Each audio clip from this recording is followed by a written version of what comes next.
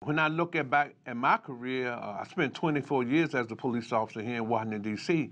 I had a particular belief that I was like a doctor, that I had doctors have a bedside manner, police officers needed to have a bedside manner.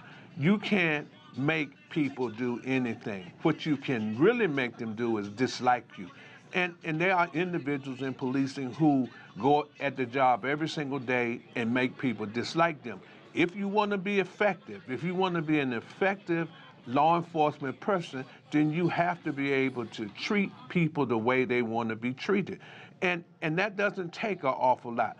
But you have to have a bedside manner. You're not going to be able to work in the community if you, number one, if you don't know your community. When I walked the footbeat in the 3rd District here in Washington, D.C., I knew everybody on my beat. I knew how many people lived on my beat or how many residents lived on my beat. I knew an awful lot of the details about what was happening on my beat.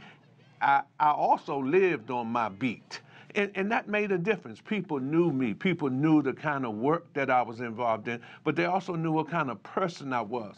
And I would not underestimate that ability to do things. And there's still people around today who call me Officer Hampton, and I've been retired for almost 27 years, and there are people still remember me as a police officer and call me Officer Hampton. It makes a difference. So again, you can't make people do anything. And folks are, I believe folk, in my experience tells me that folk are familiar with what the laws are, but what they're not familiar with and does not expect is to be treated by individuals whose job it is to be out there to not only enforce the law, but provide safety and security in their community and home, and personal security also.